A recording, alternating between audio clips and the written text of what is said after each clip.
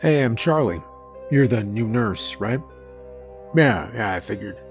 You got that nervous energy. It's alright, don't sweat it. Happens to everybody on their first day here. I'll show you around in a bit, but first, let me tell you a little about myself. It helps to understand why we're working here. I used to be like every other kid with pushy parents. You know the type. Straight A's, science fair ribbons, thick textbooks with tiny print. My mom was a school teacher, and my dad was a dentist.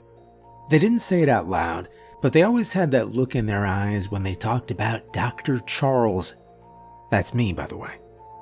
Or at least it was supposed to be. I didn't mind, really. I liked learning. Biology made sense. Chemistry was like a puzzle. I liked putting things in order, understanding how things worked, even if people didn't. And when I didn't like it, well, I just kept going. That's what you do when your parents sacrifice their vacations and eat store-brand cereal so they can save up for your MCAT prep courses. Well, college was a blur of lectures, late nights, and frozen burritos. I wasn't the smartest guy in my class, but I was the one who never quit. You'd find me face down on my desk in the library at 2 a.m., half my dinner still stuck to my cheek. I got through pre-med, then med school, passed the exams, did the rotations, interned in hospitals that smelled like bleach and old coffee. I was doing the thing. The thing. The one everyone talks about like it's the only thing worth doing. And still, something felt off. I was surrounded by other students, other future doctors, all hunched over their laptops like machines. And I started to wonder, was this it? That's when I found Grimley's. It wasn't even a part of the program. I stumbled on it by accident when I was out driving to a rural clinic for a volunteer weekend. Took a wrong turn somewhere between Pine Hollow and nowhere. No signal. Dead GPS. I saw this long iron gate and a crooked little sign that said Grimley's Home. And I don't know why, but I turned in. That was 5 years ago. My parents were confused when I told them I was staying. A retirement home, my mom said. Like I told her I was becoming a street magician. Is it even credited? Dad had asked. I told them it didn't matter. I liked it here. They didn't get it, but they don't complain when I help cover their mortgage now and then. Now you're probably wondering what's so special about Grimley's. Why a guy like me would give up the city hospitals for this old building in the middle of the woods. Why I stay. Why I smile when I walk these halls. You'll see. But first, let me tell you about the place. Grimley started out like any other retirement home. Beige walls, soft music, long hallways that made your knees creak just looking at them. You know the type. It smelled like soup and hand lotion and carpet that had soaked up 100 spills too many. Nothing special. Just another quiet building where old folks went to slow down and fade out. Then, Mr. Grimley made that deal with a demon. It was before my time here, but I still remember the first time I heard about it. I was in the break room, back when we still had the old vending machine that ate your coins, and Martha, the night nurse, was peeling an orange with that little pocket knife she always carries. She didn't look at me when she said it. Grimley didn't always look like that, I glanced up from my sandwich. Like what? She just smiled, a tired smile. Well, keep working here, you'll see. And I did. I first saw him 2 weeks in. It was early, maybe 5 a.m., and I was doing supply counts in the east hallway, the one with the floorboards that dipped like a boat. He came around the corner slow, dragging one foot. His cane clicked once with every third step. He moved like the hallway was too narrow for him, though he barely took up any space. I remember the smell first. Clove smoke. Faint but sharp.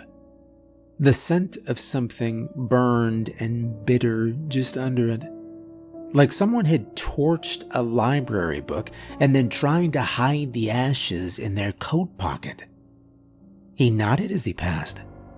Polite. But I couldn't move. Not right away. Because there were no eyes. Just smooth, pale skin where they should have been. No sockets, no lids, no scars. Like someone had decided he didn't need them anymore and removed them clean, like erasing pencil marks. He didn't stop, didn't speak, just disappeared into the dark end of the hallway, his cane echoing like a clock you'd forgotten to wind. Later I asked around. No one gave me the full story, not all at once. I had to piece it together, little by little. A phrase here, a warning there, but it always came back to the same thing. New Orleans. Apparently, years ago, Grimley packed a single bag, locked the front doors, and drove south. Didn't say why. Didn't leave instructions. He was gone for just under 3 weeks. When he came back, the staff found him standing outside the front gate at dawn. His shoes were covered in black river mud. His hands were shaking. He didn't say a word. From then on, he walked with a limp. He stopped speaking in full sentences, and he never blinked. The building changed with him. Lights flickered more than usual, like the wiring was tired. The walls felt older. Rooms stayed cold, no matter how high you turned the heat. And then came the visitors. They didn't ring the bell. They didn't call ahead. Some were brought in the back of silent black cars. Some walked in on their own, dragging old suitcases, dressed like it was still 1932. One showed up wearing a suit made of stitched feathers and glass buttons. No one ever asked where they came from. No one had to. Grimly took them in. He'd stand by the front door, just nod once, and they'd pass by like he'd been expecting them for years. Some stayed a month, others longer. A few never left their rooms at all. And the staff adjusted. Quietly. Carefully. We stopped asking why room 9 only opened inward, even though it was built like every other door in the building. We learned that you don't serve soup to room 17 unless it's tomato with a cracked pepper rim, and you knock twice on room 4's door, then step back. Always step back. No one ever said the word monster, but sometimes you don't need to. Because eventually, you realize this place isn't just a retirement home. It's a resting ground, a halfway space between life and whatever comes next, for the ones who stayed hidden long enough to grow old. And it's our job to care for them. So, welcome to Grimley's home for retired monsters. We have some rules. Rule 1. Only polish the silver after the werewolves go to bed. No exceptions. Now I know what you're thinking. Polish the silver? I signed up to give meds and maybe mop a spill. I didn't come here to clean spoons like a servant in a haunted hotel. Trust me, I get it. But here we all pitch in. Grimley's is understaffed. Always has been. The cook's got a wooden leg, and the dishwasher won't touch anything round. Don't ask. Point is, when it comes to jobs that no one else wants to do, sometimes they fall to whoever's around. And that includes silver polishing. You'll find the case of silverware in the locked cabinet next to the kitchen door. Black wood, brass trim, heavy thing with a dial lock. The code's 1019. You'll forget it. That's fine. Someone will remind you. We always do. Now, the silver. Yes, real silver. Not plated, not fake. The forks and knives gleam like they're made of frozen lightning when they're clean. And they have to be clean. Witches don't like dull edges. Says it messes with the purification. Something about vibrations. Or residue from human hands. I don't argue. You won't either. Not once you've seen what happens when a spell rebounds into the soup line. We had a macaroni incident once. Let's just say no one eats shell pasta anymore. But the thing is, and this is important, you cannot, under any circumstances, polish the silver when the werewolves are awake. I mean it. They hate silver. I don't mean they're allergic. I mean they hate it. The way you hate that sound a fork makes when it scrapes a plate. Except for them, it's worse. It burns. If you bring polished silver into the East Lounge while they're playing cards, you might as well toss a hot coal at their feet. And most of the time they won't yell. They won't snarl. They'll just grab the nearest thing, a tray, a chair leg, a blunt fork, and jab it into your side like they're poking at a stubborn tent post. That's what happened to Daniel. Good guy. Didn't last. Now about bedtime. The werewolves live down the east wing, past the double doors with the scratched brass handles. Their rooms are close to the laundry chute because they shed like it's a sport. They take dinner around 7. Pork, mostly. Sometimes turkey legs. Then they shuffle back to their rooms, listen to the radio, and by 8:30 they're out cold. Usually. Don't take chances though. Give it until 9:15 just to be safe. You'll know they're asleep when the hallway lights stop buzzing. You'll hear the beds creak, one after another. The sound rolls down the hall like bowling pins tipping over in slow motion. Then it's safe to unlock the cabinet. Take your time with the polish. Use the green cloth, not the blue. The blue scratches. Sit by the far window in the dining room. Keep the tray in your lap. Don't spread out. One of the witches might come by for tea, and you don't want to be in her spot. Trust me. You'll do this once a week. Twice if room 12 throws another tantrum and dumps the salad tongs into the koi pond again. Now let me tell you about Mr. Randall. He's the main reason this rule exists. Not the only one, but the loudest. Room 22. First door on the left when you enter the east wing. Old werewolf. Fur the color of fireplace ash. Walks with a limp. Not from age, but from a hunting accident in '59. He never talks about it. He does talk about the war, though no one's quite sure which one he means. He's got a thing about forks. Not knives, just forks. Especially blunt ones. Back when I was new, I asked Martha why he always had one tucked into his sock. For balance. And because once someone tried to hand him a silver butter knife during brunch, she said. What happened? She just looked at me and said, Don't ask. Just remember this. Bacon donuts.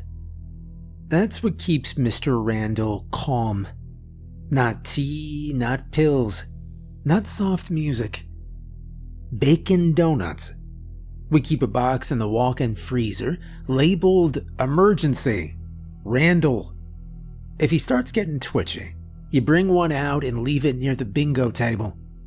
Don't hand it to him. Just leave it. He'll find it, like a cat with a guilty conscience. He's not all bad. Sometimes he tells jokes. Dry ones, but still. He can be sweet when he wants to be.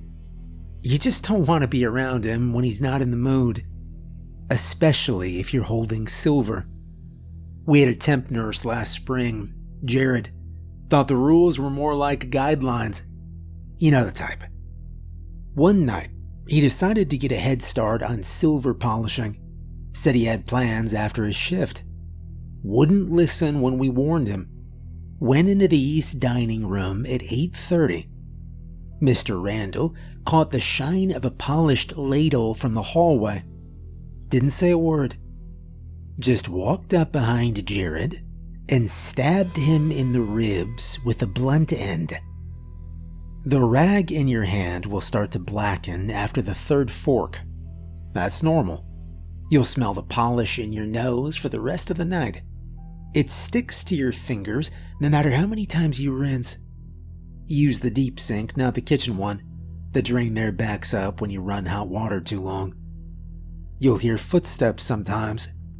You'll want to look. Don't. It's usually the janitor or something pretending to be him. Either way, keep your eyes down. Keep the rhythm going. Buff, flip, rinse, stack. Every once in a while, one of the lights will flicker above you, just enough to remind you this place doesn't run on electricity alone. The dining room clock is slow by about 4 minutes, so finish the tray before it hits 10. Stack the finished silver in the red bin, not the blue one. The blue bin is for spoons used during night tea, and you don't want to touch those. Once you're done, wipe the table. Put the rag in the metal pail under the sink, and when you pass room 22 on the way back, walk lightly. If you hear something shift behind the door, just keep walking. No one's watching to see how well you follow the rules, but they will know if you don't. So remember the first rule. Only polish the silver after the werewolves go to bed. Rule number 2. If you hear coughing from the crawl space, offer a candy through the vent. I know how that sounds. I remember the first time I heard it. I thought it was a joke Martha was pulling on the new guy. She has a mean streak sometimes, likes to see how far she can push people. So when she handed me a crumpled packet of candy cough drops and said, "Hold on to these. They're for the crawl space, vampire," I thought she was messing with me. Then I heard the coughing. It was somewhere deep behind the east wing, in the wall just above the long hallway with a fire exit that doesn't open. It sounded like a cat getting strangled underwater. Wet, broken, jagged coughs, too sharp to be a heating pipe and too regular to be a raccoon. That's Gary. He used to be a vampire. A real one, back when it meant something. Long coat, big collar, eyes like river stones, the whole bit. Had the voice, the stare, the cape with a ridiculous red lining. You know the type. He was part of some old noble house, maybe Romanian, maybe Hungarian, depending on who's telling it. They say he was supposed to be one of the big ones, the lords. But something went wrong. Apparently, he fed on something, or someone, he shouldn't have. Maybe a priest. Maybe a dying witch. Either way, the blood twisted him. Didn't kill him, but turned him half bat. And not the good kind. He got stuck somewhere between states. His wings are too short now. His arms bent weird. He can't shift back cleanly anymore, so he mostly crawls. Lives in the crawl space between the walls and the insulation. He doesn't like people seeing him. Says it's a pride thing. But the guy's throat sounds like it's made of gravel and regret. Must be from breathing in dust and fiberglass for 30 years. Every few nights you'll hear it. Deep, rattling coughs bouncing through the vents. At first you'll think the building's about to collapse. Then you'll hear the wheezing and a sort of muttering in broken Romanian.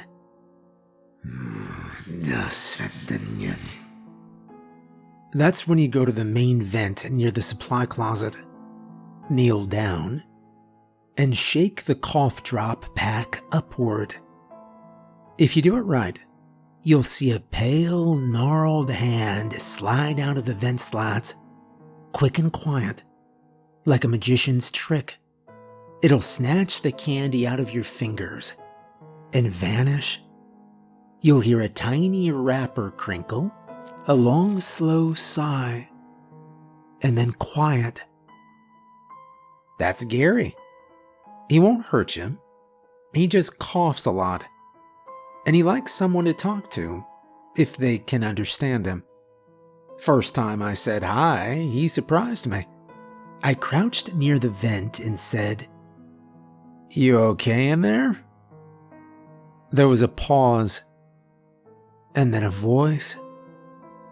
"Do you have one that tastes like mint, but also like salt?" "You mean the original one?" Yes, the original. It tastes like funeral shoes." I blinked. That's specific. Another pause. "I like it." I nodded, even though he couldn't see me. "You must go through a ton of these, huh?" A short, hoarse chuckle came through the vent. Only on Thursdays. And when I think about poetry, that is most days. I laughed a little.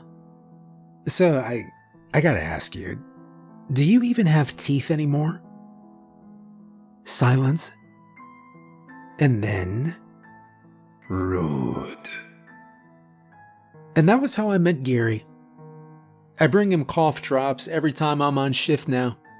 Sometimes he tells stories in half English, half grumble.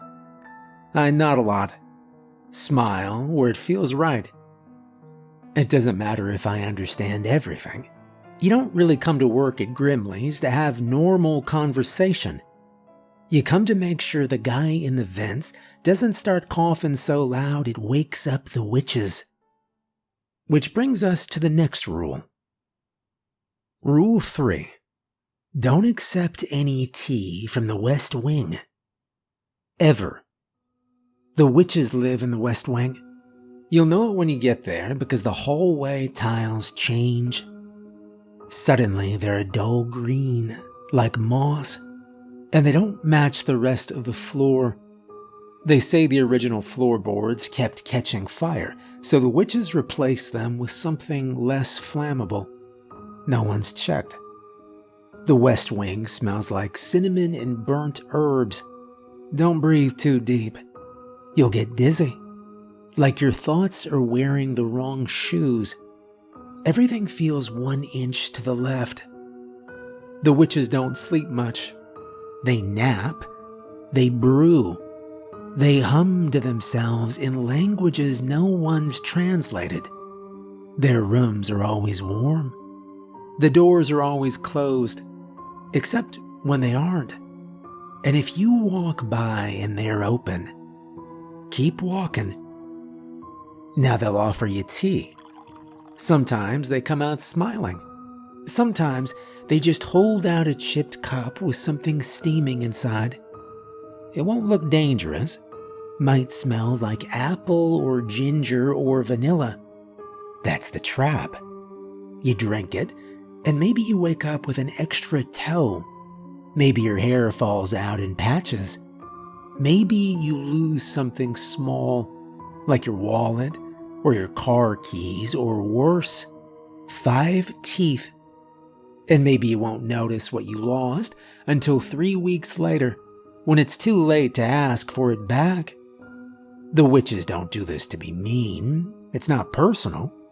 They're just curious. And that's worse. Martha's the only one they like. She's been here longer than anyone but Grimley. She drinks their tea, and it doesn't touch her. They call her Old Bone Friend, which I don't love, but she seems okay with it. Sometimes they make her little gifts, jars of blue fireflies, bread that sings when you cut it. She keeps the stuff on a shelf in the nurse's office.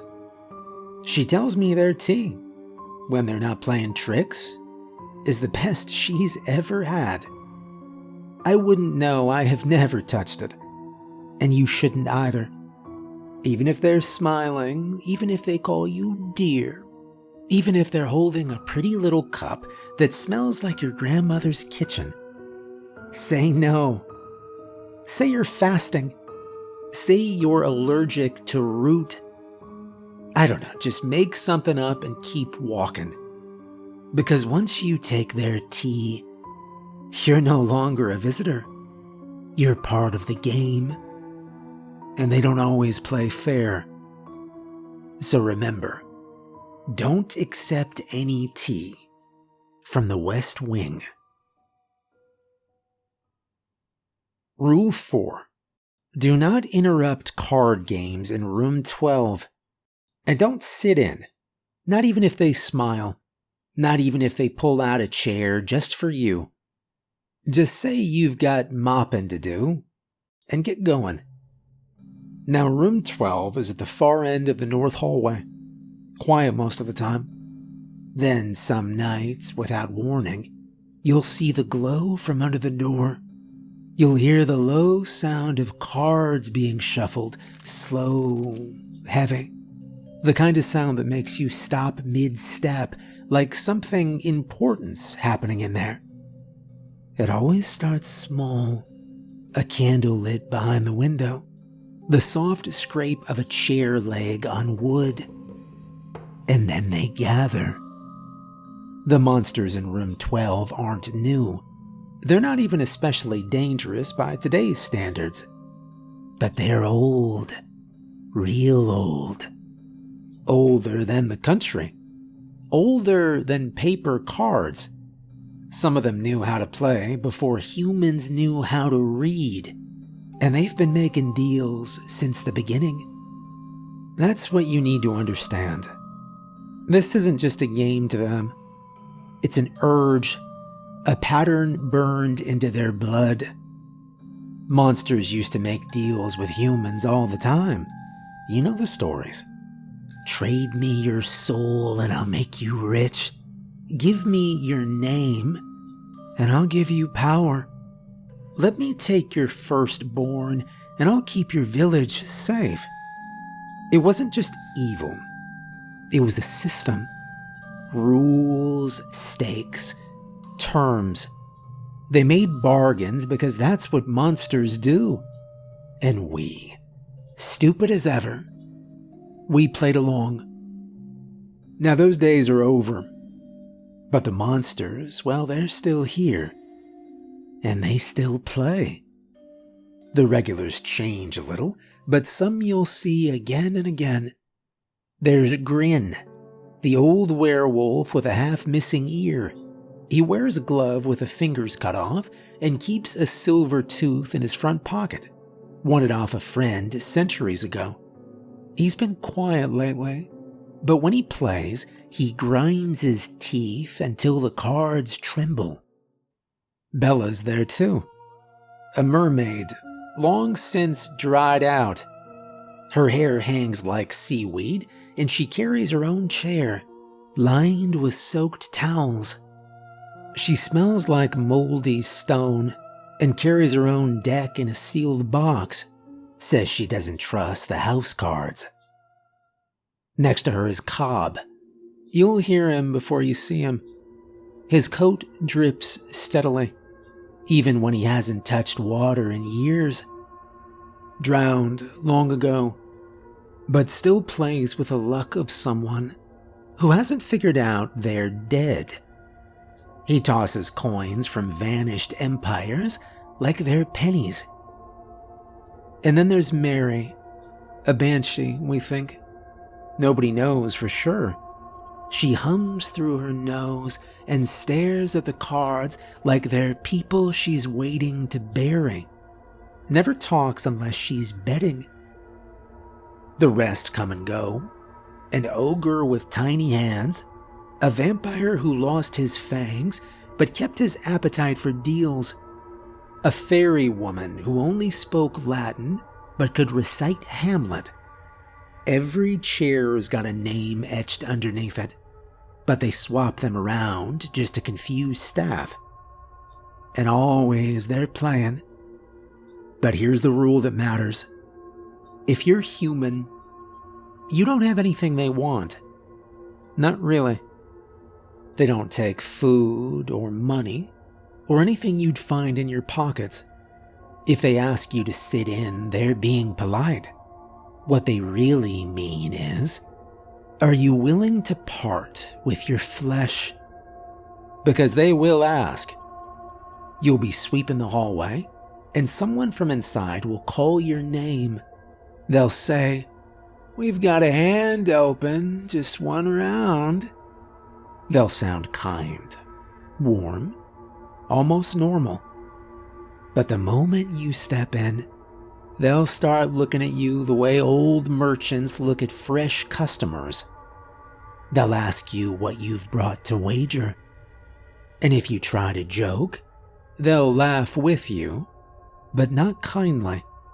Because the only thing they accept from humans is what's still attached.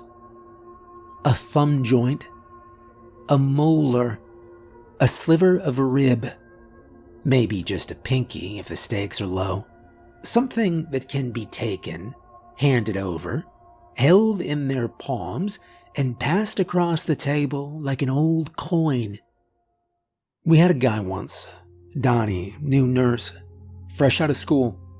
They invited him in. He sat, bet his wisdom tooth. He came out smiling, said he'd won a silver comb with owl feathers worked into the spine. Showed it to me. Looked ordinary. Next day he called in sick, said his whole jaw was aching. By the end of the week, he'd pulled 2 more teeth on his own. Said the others were getting jealous. He quit not long after. I asked Martha once why they do it, why it still matters. We were folding linens behind the West Supply Room. She said, "Oh, it's what they've always done. Monsters make deals. We offer, they take. That's the shape of it. But we're not offering anymore." She gave me a look. Sure we are. Every time one of us opens the door. Every time we stand there too long.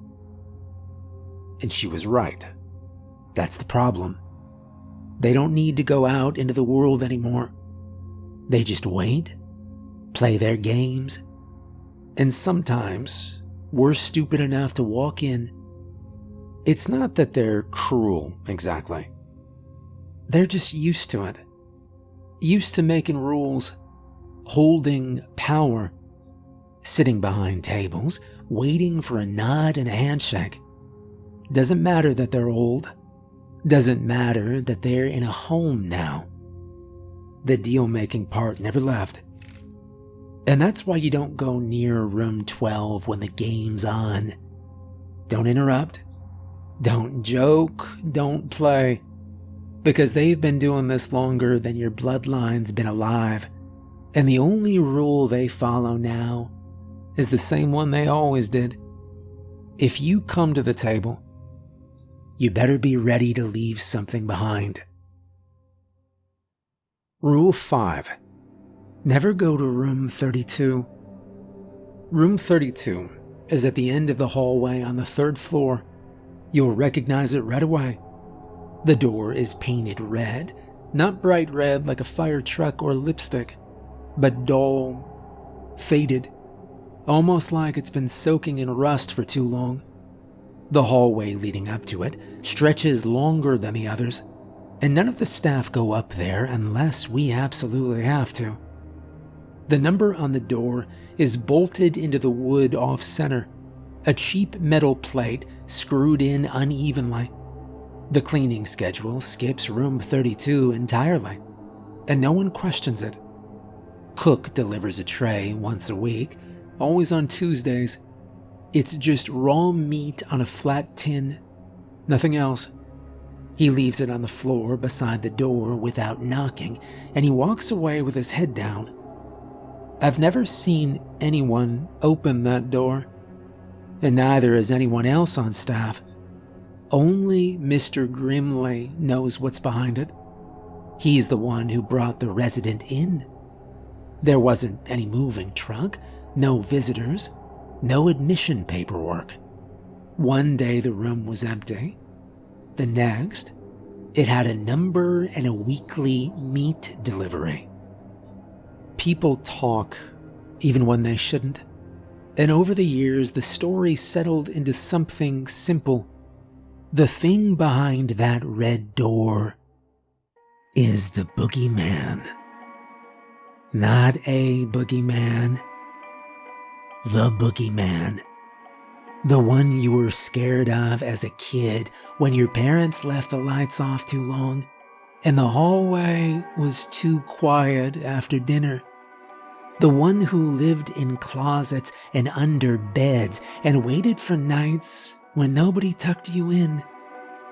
I used to be terrified of him. When I was 7, my parents were both working overnight shifts, and I'd lie awake staring at the shape of my jacket hanging on a chair across the room, convinced it was his hand reaching. The boogeyman is what monsters talk about when they want to remind each other that even they have lines they don't cross. You see, most monsters don't hurt kids. They scare them, yes. They hide under their beds, scratch at the windows, groan in the floorboards. But harm them, that's different. There's something in monsters that makes them avoid children, not always out of mercy, but out of order. Some say it's instinct, others say it's respect. The young are supposed to be off limits. It's not a written law, and no one explains it out loud, but you feel it. Some of the older monsters ask about the local schools. One of the sea witches knits little mittens and donates them anonymously to the town church. The ones who have lived long enough don't want to cause harm to anyone. Not to anyone who hasn't had a chance to live yet. The rest are fair game. But the boogeyman never followed that rule. He hurt children, not to teach them, not to protect them, not even for revenge. He did it because he liked it. He took them from their homes while their parents fought or drank or simply stopped paying attention. He crawled out from under cribs, out of basement doors that shouldn't have opened, and snatched them up before they even had time to cry. He didn't just scare them, he ate them. Hundreds, maybe more. Towns would try to cover it up. Parents would deny it. But too many children vanished for it to be ignored.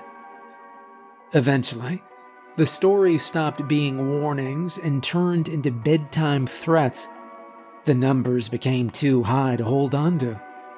They faded into statistics, into urban legends, into something everyone remembered being afraid of, but didn't believe had ever been real.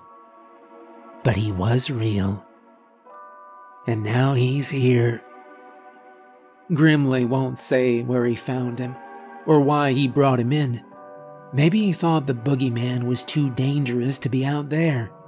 Maybe he thought he was too old to keep going. Or maybe it was part of the deal Grimley made down in New Orleans, the kind that changed this place for good. Whatever the reason, room 32 is his cell now. The other residents don't talk about him. I've asked carefully once or twice. Mary, the banshee, who glares at anyone who forgets to steep her tea, once looked up from her knitting and said, "There's evil, and then there's him." She didn't explain further. No one ever does. So you don't go near that door. You don't touch it. You don't even stare at it too long, even if you're just walking past. Don't even joke about it. Don't ask grimly what's inside, and you certainly don't ask what he looks like, because the only person who knows is the man who brought him here. And he's not Sharon. We don't know what's behind that door. We only know that we should never find out. And that's it. Yeah, I think training's done. You've made it through all the rules, the whole strange, twisted map of this place, and I haven't had to fish you out of the crawl space or patch you up with duct tape. Now you know what we're dealing with. You know not to polish the silver until the werewolves are asleep. You know the cough in the walls isn't a rat. That's Gary. And he just wants candy. You know to stay away from the witch's tea and farther from their jokes. You know what a card game in room 12 actually means and why your teeth and fingers aren't worth a game of fairy poker. You even know about the red door on the 3rd floor, and more importantly, you know to leave it alone. That's the job. Grimley's isn't like any other retirement home. There are no activity boards, no Hawaiian shirt Fridays, no jazz playing softly from a Bluetooth speaker. Now don't get spooked. Not all monsters are cruel, but not all are kind either. Like anyone old, they're just tired, picky, stubborn, and set in their ways. They lived strange, long lives, and now they're here, trying to wind down in peace.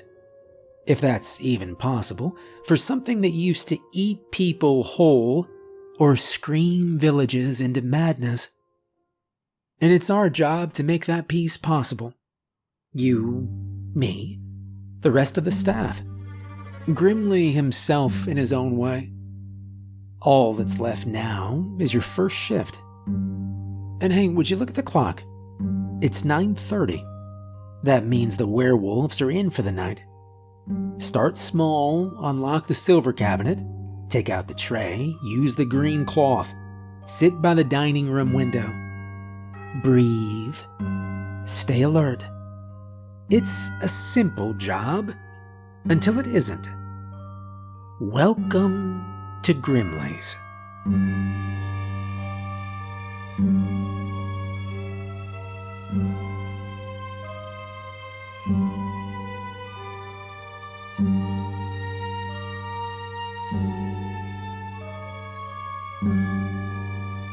Hey, I hope you enjoyed the video.